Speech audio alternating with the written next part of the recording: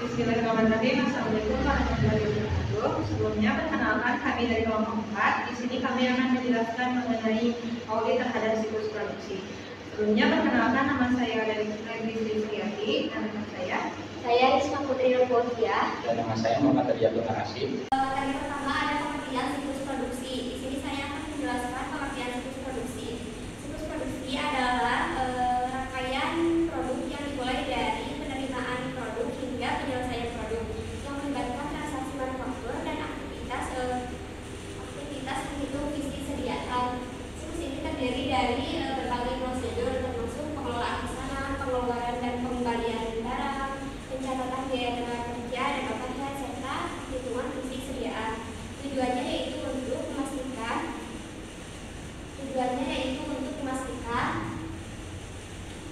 efisiensi produk dan akurasi dalam pengelolaan sediaan serta biaya terkait. Selanjutnya ada tujuan audit terhadap siklus produksi. Tujuan audit terhadap siklus produksi ini dikaitkan dengan kelompok asersi. Yang pertama ada keberadaan dan keterjadian. Transaksi manufaktur yang mencatat mencerminkan bahan baku terhadap kerja langsung dan overhead yang konsumsi dalam produksi selama periode yang diaudit. Lalu tujuan audit terhadap saldo akur yaitu sediaan yang dicantumkan dalam neraca secara fisik ada pada tanggal tersebut.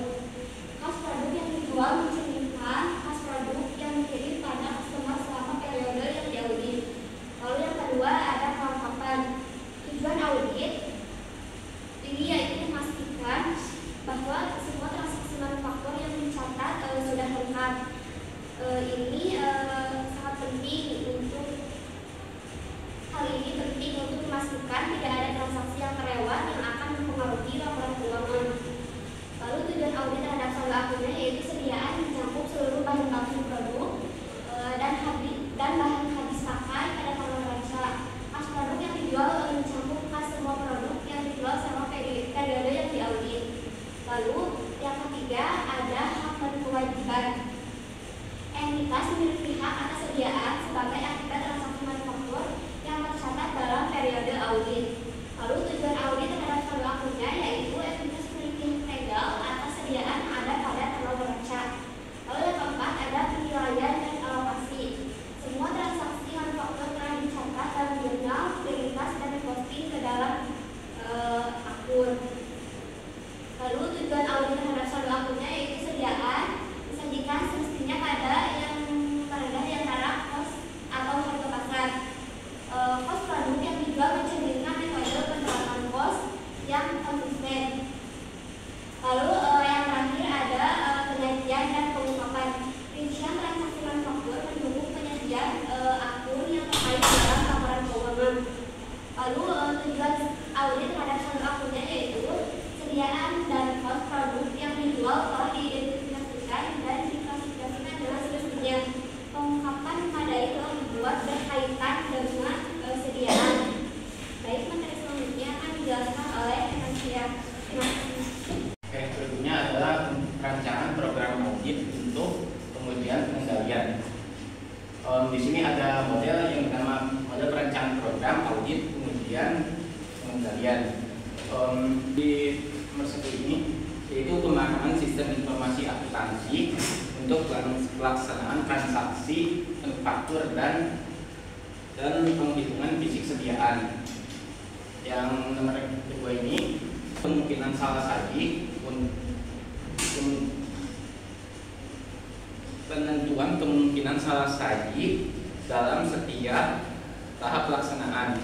Yang ketiga itu penentuan aktivitas kalian yang diperlukan untuk mendeteksi dan mencegah salah saji dalam setiap tahap pelaksanaan audit.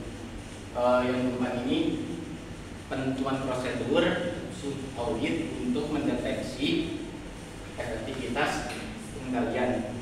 Yang kelima ini penyusunan program audit untuk kemudian pengendalian terhadap transaksi. Di sini ada rangka perencanannya, yaitu siklus produksi ini terdiri dari dua sistem akuntansi untuk menyelenggarakan dua transaksi yang berkaitan dengan produksi perusahaan, bahasan perancangan program audit untuk kemudian pengendalian terhadap siklus produksi ini bagi jadi dua kelompok. Yang pertama perancangan program audit untuk kemudian pengendalian transaksi manufaktur, dan yang kedua ini perancangan program audit untuk kemudian pengendalian aktivitas penghitungan fisik sediaan teks. Yang pertama ini perancangan program audit untuk kemudian pengendalian transaksi manufaktur teks. Ada fungsi yang terkait.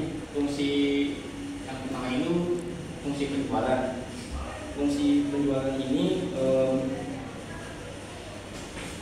di dalam sebuah produksi, pesanan dari pembeli ini disampaikan kepada bagian order penjualan.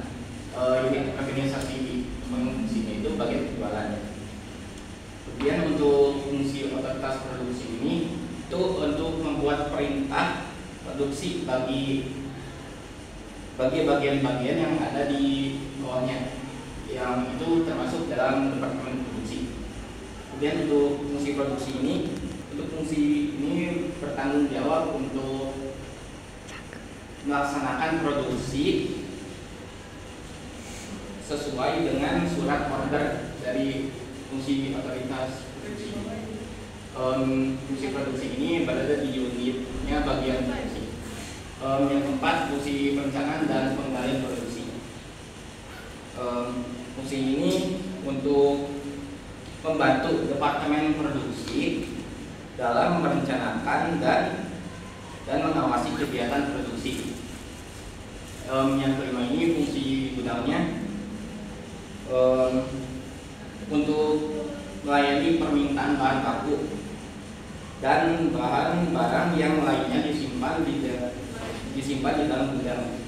Fungsi ini untuk menerima produk jadi yang diserahkan oleh fungsi produksi. Yang keenam itu fungsi akuntansi biaya. Fungsi itu untuk mencatat biaya produksi langsung. Yang ketujuh itu fungsi akuntansi umum, itu untuk mencatat transaksi yang terjadi, biaya bahan baku, tenaga kerja, biaya operasi pabrik, dan biaya non produksi ke dalam jurnal pemakaian bahan baku. Next, sini ada dokumen-dokumennya yang dari transaksi itu pemakaian bahan baku, misalnya barang gudang, biaya tenaga kerja langsung. Dari dokumen sumbernya itu pemakaian bahan baku itu di permintaan dan penggunaan barang, yang pembelian barang ini intinya pembelian barang gudang, catatan biaya tenaga kerja itu di kas keduanya itu sumber, dan dokumen sumbernya itu tercatat cepat atau juga. Next.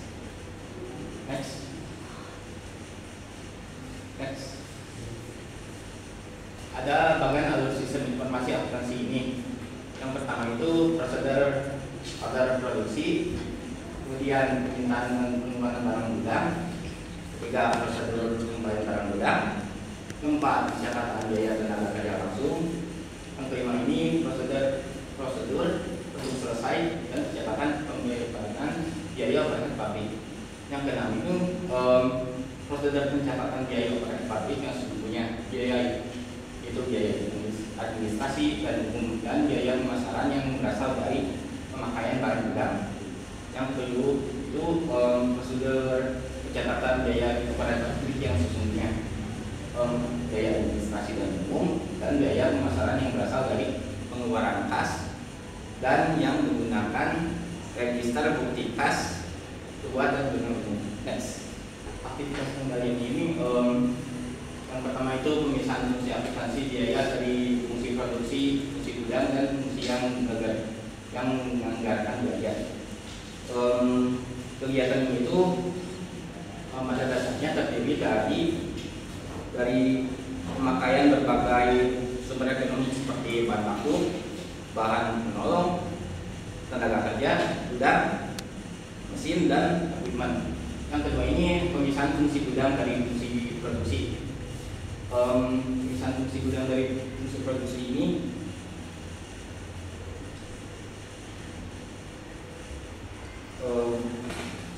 di dalam perusahaan manufaktur ini fungsinya bertanggung jawab dalam proses bahan baku menjadi produk jadi dengan menggunakan mesin dan equipment yang ada. Yang ketiga, surat order produksi diotorisasi oleh kepala fungsi produksi. Ini itu berfungsi diawali dengan diterbitkannya surat order produksi oleh kepala fungsi produksi. Itu berdasarkan dokumen ini berbagai bagian dari fungsi produksi yang terkait dalam proses pembubaran produk melaksanakan kegiatan produksi.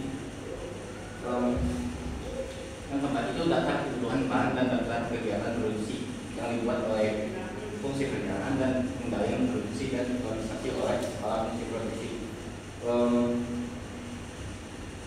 Ini itu fungsi staff yang membantu kepala fungsi produksi dalam merencanakan dan mengawasi pelaksanaan produksi.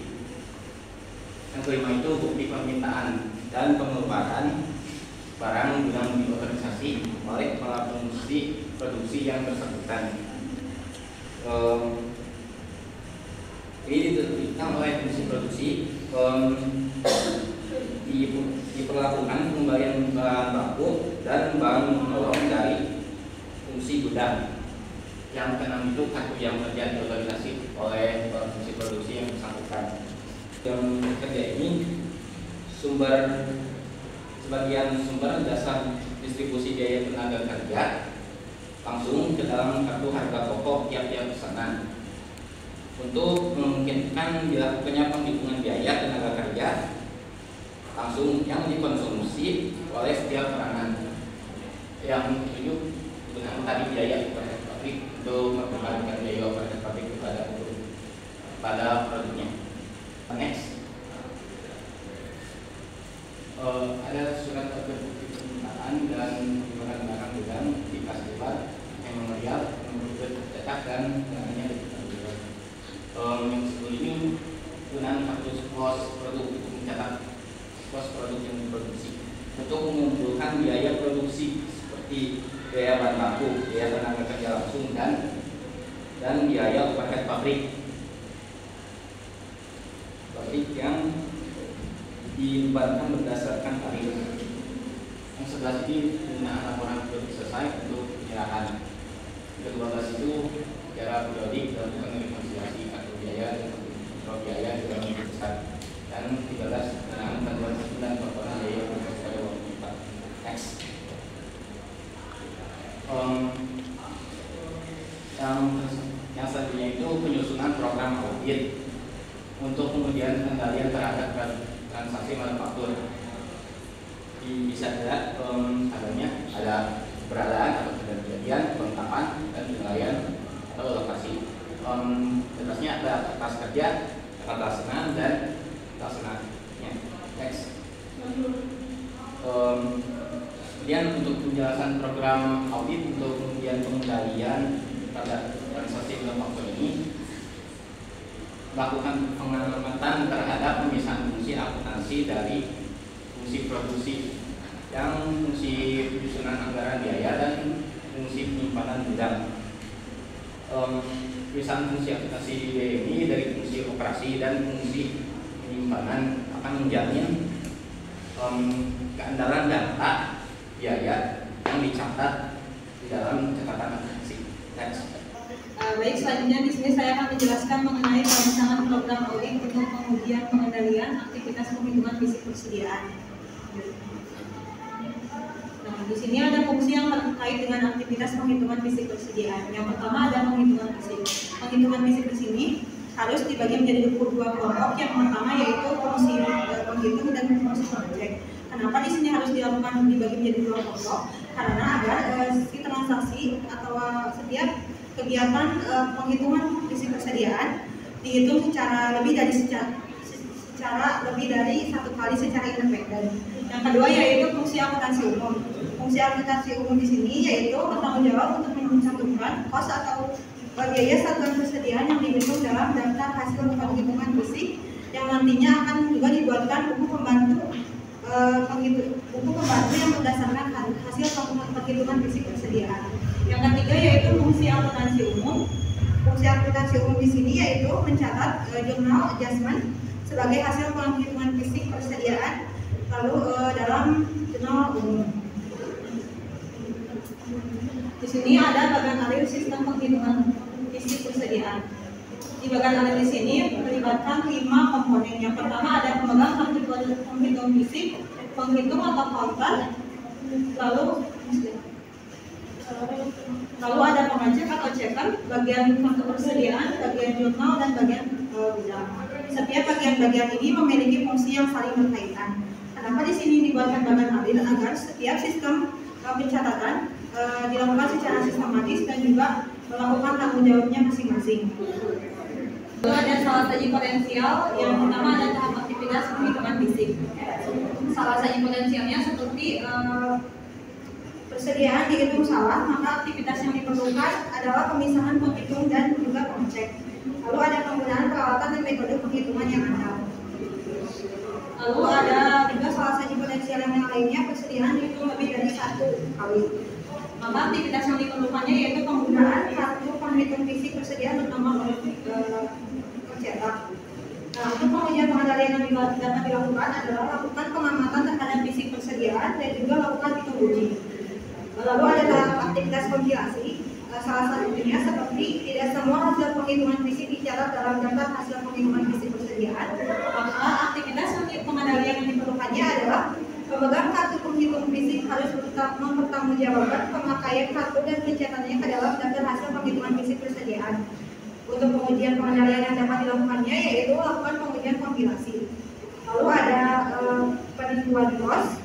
Salah satunya yaitu kos barang dicantumkan salah dalam daftar hasil penghitungan fisik. Maka aktivitas yang diperlukannya yaitu pengecekan independen, pencantuman kos persediaan ke dalam daftar hasil penghitungan fisik. Untuk pengujiannya yaitu lakukan pengujian kos. Lalu ada salah perhitungan perkalian kuantitas dengan harga pada daftar hasil penghitungan fisik. Aktivitas pengendaliannya yaitu pengecekan independen terhadap perkalian antara kuantitas dan kos per unit dalam hasil penghitungan fisik. Untuk pengujiannya, lakukan pengamatan terhadap prosedur dan juga pelaksanaan kembali. Lalu ada adjustment.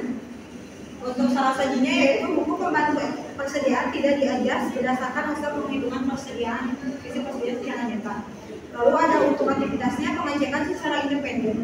Posting ke dalam buku pembantu persediaan berdasarkan data hasil penghitungan fisik persediaan. Lalu ada untuk pengujian pengendaliannya lakukan adjustment test. Di sini juga ada salah saji data hasil penghitungan fisik persediaan diposting ke akun persediaan yang salah.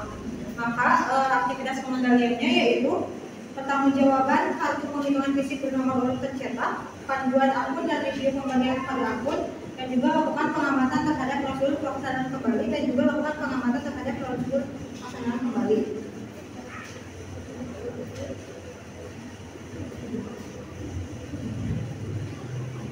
Jadi hasil pelaksanaan program audit untuk pengujian pengendalian siklus produksi didokumentasikan oleh auditor dalam kertas kerja sebagai dalil pelaksanaan standar pekerjaan lapangan kedua, yaitu pemahaman mengenai atas pengendali internal harus diperoleh untuk merencanakan audit dan menentukan sifat, saat, dan risiko pengujian yang akan dilakukan. Baik, mungkin sekian yang dapat kami sampaikan. Mohon maaf apabila terdapat banyak kekurangan dan kesalahan. Wabillahi taufiq wal hidayah. Wassalamualaikum warahmatullahi wabarakatuh.